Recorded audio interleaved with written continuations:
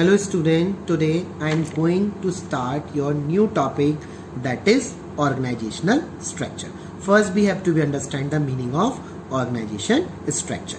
When manager are performing organizing function, an organization structure get created automatically, which define job positions, authority, responsibility of the different employee working at the different level.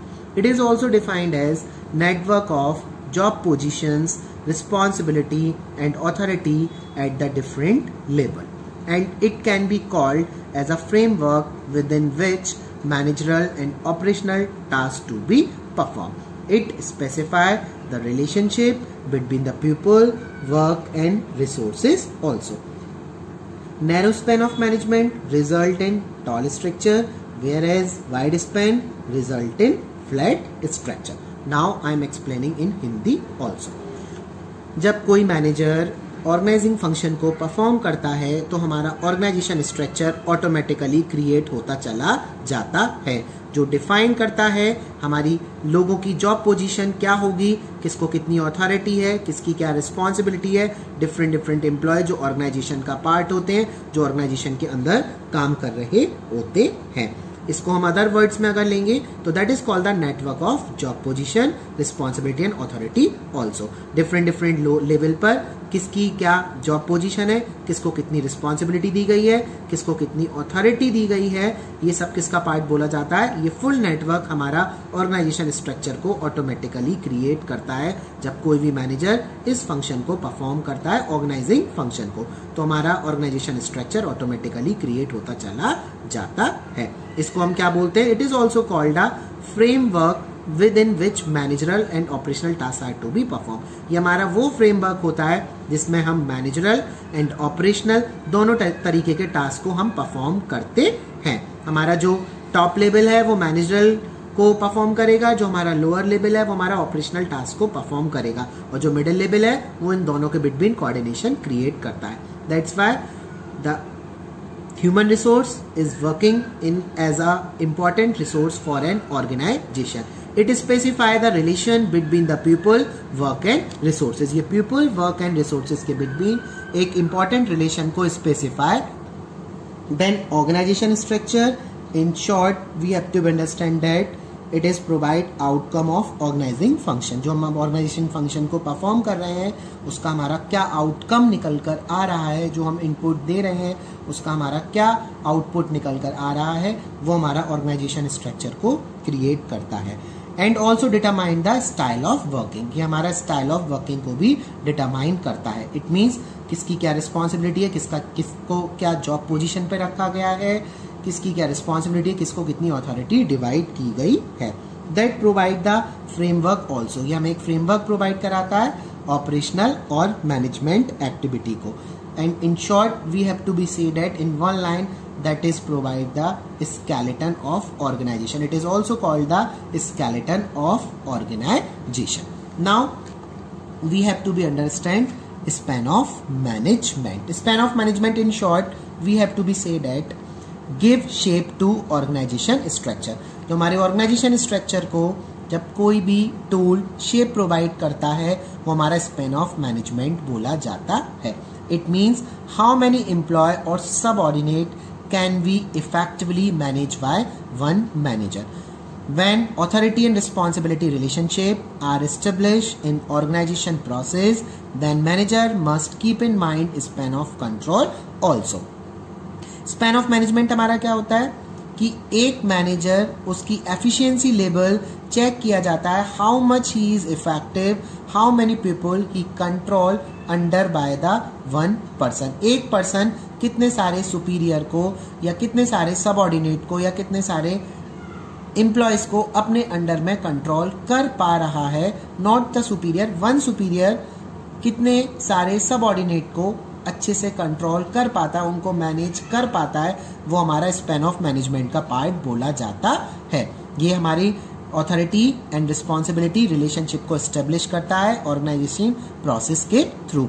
Manager हमेशा span of control को ध्यान में रखता है. Span of management हमारा वो tool है जिसके थ्रू हम चेक करते हैं कि एक सुपीरियर कितने सबऑर्डिनेट को अच्छे से इफेक्टिवली मैनेज कर पा रहा है। उसका स्पैन ऑफ मैनेजमेंट, जिसकी पावर जितनी ज़्यादा होगी, जिसको उसका एफिशिएंसी लेवल उतना बढ़ता चला जाएगा। जो कम लोगों को कंट्रोल कर पाएगा उसका एफिशिएंसी लेवल थोड़ा उससे ज़्यादा डाउन होगा। So that is the part of span of management. It means they provide the shape to organization. ये हमारे ऑर्गेनाइजेशन को शेप प्रोवाइड कराता है। साथ के साथ हम ये भी देखते हैं कि एक सुपीरियर के अंडर में कितने सारे सबऑर्डिनेट काम कर रहे हैं। That is the part of that full process is known as span of management. Span of control is part of span of management also. Now we have to be discuss the next topic, that is importance of organization structure. The first is structure organize properly all the operation of business and ensure better flow of communication. जो structure है वो हमारे सारे जितने भी business के operations होते हैं उनको प्रॉपर वे में ऑर्गेनाइज करता है। उसके साथ साथ जो कम्युनिकेशन का फ्लो है बिटवीन द पीपल वो बहुत बेटर होता चला जाता है। Number 2, a clear structure make easy to check responsibility of each part of business. अगर हमारा स्ट्रक्चर, जितना स्ट्रक्चर हमारा क्लियर होगा उससे हम हर पर्सन की बिजनेस में जो भी पर्सन इंक्लूड होंगे उन सब की रिस्पॉन्सिबिलिटी को इजी मैनर में हम चेक कर सकते हैं। It give clear idea about working style of an enterprise. ये हमें जो हमारी वर्किंग स्टाइल है ऑर्गेनाइजेशन की उसके बारे में हमें क्लियर आइडिया प्रोवाइड कराता है। That's why organization structure is more important part. Fourth one is this, it allow correlation and coordination among the human, physical and financial resources. Same thing has happened there. ये 3 चीजों के between correlation and coordination create करता है। Human, हम लोग, physical resources जो हम, then financial resources. Human resource, physical resource and financial resources के between correlation and coordination create करना। That's why that's why organization structure is too much important. It clearly define the level of management and span of control under each level. ये clearly define करता है level of management. We have to be divide the management into the 3 level, upper level, middle level and lower level. And साथ के साथ हम ये भी देखते हैं कि उनका span of control क्या है, कि एक पर्सन कितने लोगों को अपने अंडर में कंट्रोल कर पाता है। उसकी इफेक्टिवनेस, उसकी एफिशिएंसी लेवल भी साथ के साथ हमें चेक होता चला जाता है। That's the part of importance of organization structure. Now we have to be move on the next topic, that is the type of organization structure. It has 2 type. हमारे organization structure के 2 type होते हैं। First is functional structure and second is divisional structure. Now we have to be talking about the types of organization structure. Whenever the manager is performing organizing function, it result in formation of an organization structure which depict the working style of an organization. जब भी हमारा manager organising functions को perform करता है तो उससे हमारा organisation structure automatically create होता है, जिससे हमें वर्किंग स्टाइल के बारे में पता चलता है कि इस ऑर्गेनाइजेशन का वर्किंग स्टाइल हमारा क्या है। That's why it is a network of job position, responsibility and authority at the different level of organization. This structure show the authority and responsibility relationship between the people working at the job position. जो हमारा structure है वो clearly show करता है कि authority and responsibility relationship जो हमारे people organization में डिफरेंट जॉब पोजीशन पर काम कर रहे होते हैं। It means it is clearly defined who report to whom, या क्लियरली डिफाइन किया जाता है कौन किसको रिपोर्ट करेगा, कौन किस चीज के लिए आंसरेबल है, किसने काम पूरा किया है, कौन किसको रिपोर्ट करेगा, किसने काम पूरा नहीं किया है, उसकी टोटल रिपोर्ट प्रोवाइड कराना, and who is boss there and who is subordinate there. That clear idea provided through the organization structure. So we have to be divided in 2 types, that is functional structure and second one is divisional structure. The functional structure is that kind of structure when activity or job are grouped keeping in mind the function of or job, then it is called the functional structure. all job related to marketing group under market department and related to sale group under sales department. Within department also grouping is done on the basis of specialized function. That's the part of functional structure. Functional structure हमारा वो structure होता है जब हमारी activity और job को उसके function के अकॉर्डिंग एक ग्रुप में डिवाइड किया जाता है, वो हमारा फंक्शनल स्ट्रक्चर बोला जाता है। जैसे एक ऑर्गेनाइजेशन में हमारे 5 डिपार्टमेंट डिवाइड किए गए हैं, marketing, sales, for example marketing, sales, production, etcetera etcetera. Production से रिलेटेड जो भी काम होगा वो हम प्रोडक्शन डिपार्टमेंट के अंडर करेंगे। वो उसका एक पर्टिकुलर फंक्शन हो गया कि इस चीज का प्रोडक्शन होना है। प्रोडक्शन से रिलेटेड जो भी काम होगा वो प्रोडक्शन डिपार्टमेंट के अंडर किया जाएगा, क्योंकि वो उसका स्पेशल फंक्शन है। All activity related to sales department, group under sales. All activity related to marketing, group under marketing. For example, the production department classified into store, quality control, assembly department, etc. With each department and sub department a chain of superior and subordinate is created. अब जैसे हमने production department का example लिया, production department ने अपने different department में उसको सब डिपार्टमेंट में उसको डिवाइड किया, store, quality control and assembly department. Her department को हम डिफरेंट सब डिपार्टमेंट में डिवाइड कर रहे हैं। हर डिपार्टमेंट में हमारी सुपीरियर सबऑर्डिनेट चेन क्रिएट होगी। तो सेल से रिलेटेड जो भी काम होगा वो हमारा सेल्स डिपार्टमेंट के अंडर में जाएगा। मार्केटिंग से रिलेटेड जो भी काम होगा वो हमारा मार्केटिंग के अंडर में जाएगा। प्रोडक्शन से रिलेटेड जो भी काम होगा वो हमारा प्रोडक्शन के अंडर में क्लासिफाई किया जाएगा। Through the diagram you have to be understand the functional structure of organization. The board of director is there, second MD managing director is there. We have to be divide the 4 department like production. We have to be divide the activity of the organization. First is production, second is marketing, third is finance and fourth is purchase. All the work related to production group under production department. All the work related to marketing group under marketing department. Likewise, processing of the goods, quality control, repair, maintenance, all the work related to production we have to be divided into a one department because that is the work of production. Production का जो भी काम होगा उसको हम production department के अंदर में डिवाइड कर देंगे। देन मार्केटिंग से रिलेटेड जो भी काम होगा, एडवर्टाइजमेंट कराना, कस्टमर को सर्विसेज देना, रिसर्च प्रोडक्ट के बारे में इंफॉर्मेशन लेना, वो सब हमारा मार्केटिंग डिपार्टमेंट का पार्ट बोला जाएगा। फाइनेंस मींस कैपिटल स्ट्रक्चर हमारा क्या रहेगा, फाइनेंशियल प्लानिंग करना, किसको हमारा क्या बजट है, किसको कितना हमें बजट देना है, वो सारी एक्टिविटी रिलेटेड टू फाइनेंस हम फाइनेंस के अंडर में रखेंगे। Likewise purchase, raw material purchase करना, मशीन को परचेज करना, परचेज का record banana, all activity related to purchase group under purchases. So that's why it's a clear example of functional organization. जैसा काम उसी के अकॉर्डिंग उसके डिपार्टमेंट में हमने उस रिलेटेड एक्टिविटी को उस डिपार्टमेंट में डिवाइड कर दिया। Now we have to be taking some example of functional department. The first important advantage that create a occupational specialization.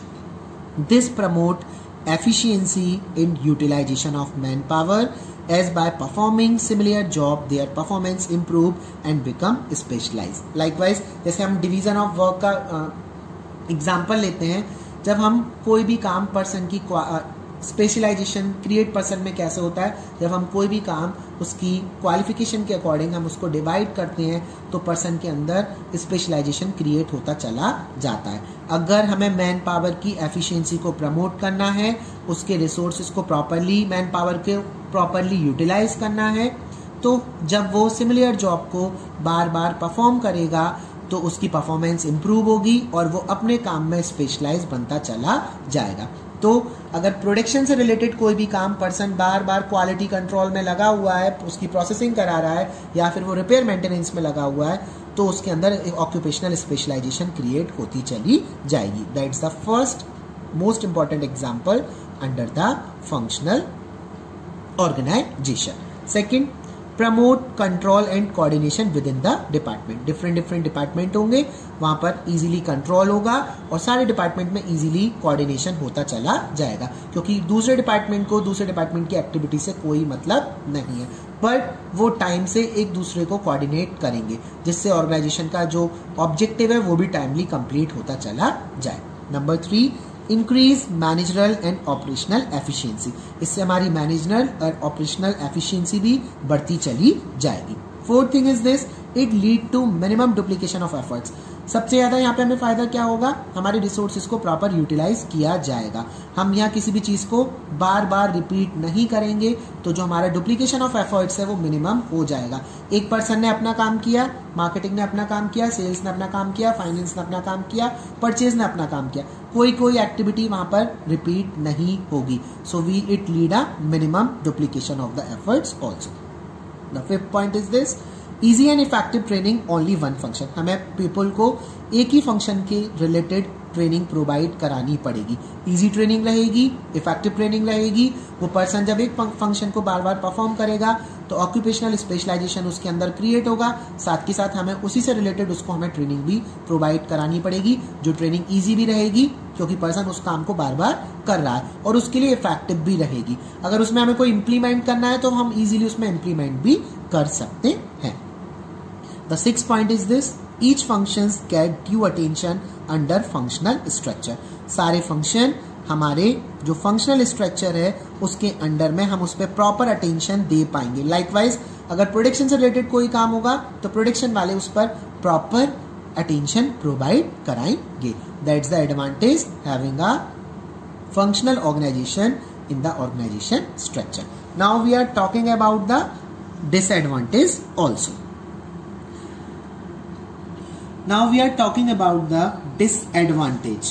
The first disadvantage is this, place less importance to overall objective of the organization. Functional structure overall objective पर ज़्यादा ध्यान नहीं दे पाता है। क्यों? क्योंकि जो भी फंक्शनल हेड है वो अपने ही पर्टिकुलर फंक्शन के ऊपर ध्यान देते हैं, तो कभी कभी वो ऑर्गेनाइजेशन को पर्टिकुलर जो ऑर्गेनाइजेशन का मेन इंटरेस्ट है उसको ध्यान देने में वो फेल हो जाते हैं, जिससे डिपार्टमेंटल इंटरेस्ट होने की वजह से ऑर्गेनाइजेशनल इंटरेस्ट हमारा डिक्रीज हो जाता है। Number 2, as each department is specialized in their own function, so they fail to understand the priority to the other department. जब सारे डिपार्टमेंट अपने अपने फंक्शन में स्पेशलाइज्ड हो जाते हैं तो वो अपने डिपार्टमेंट को ही फर्स्ट प्रायोरिटी प्रोवाइड कराते हैं, अदर डिपार्टमेंट को वो उतनी अच्छी प्रायोरिटी नहीं देते हैं, जिससे कोऑर्डिनेशन की प्रॉब्लम क्रिएट होना स्टार्ट हो जाती है। वहां पर हम प्रॉपर वे में कोऑर्डिनेशन नहीं कर पाते हैं।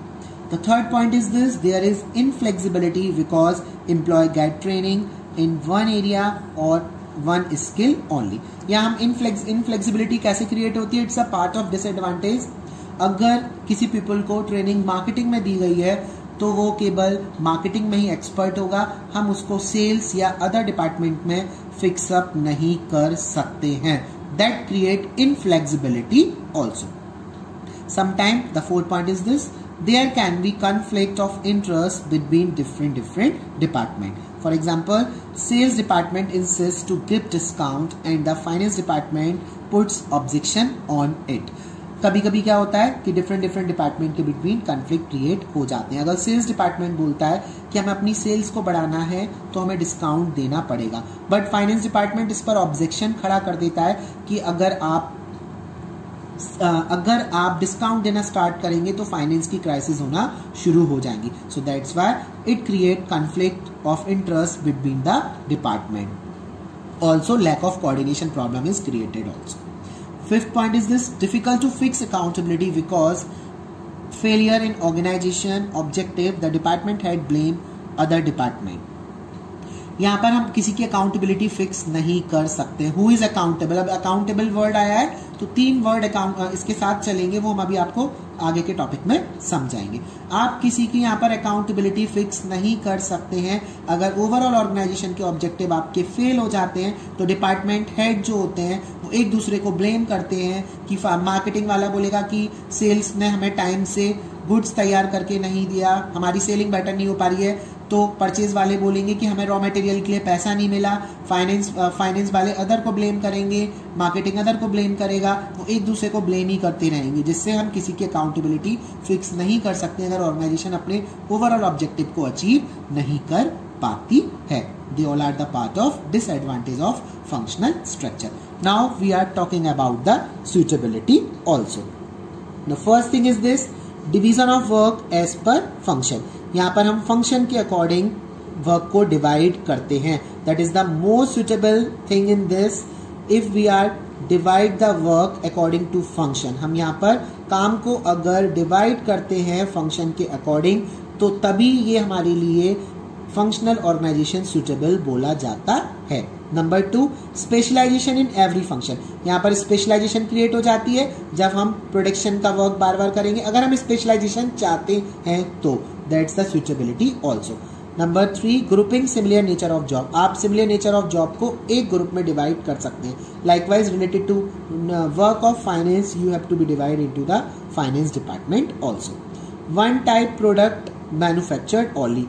ये जब ही सुटेबल है जब आप एक तरीके का प्रोडक्ट बना रहे हैं. जब आप मल्टी प्रोडक्ट बनाते हैं तो आप डिविजनल स्ट्रक्चर की तरफ जाते हैं. That's all.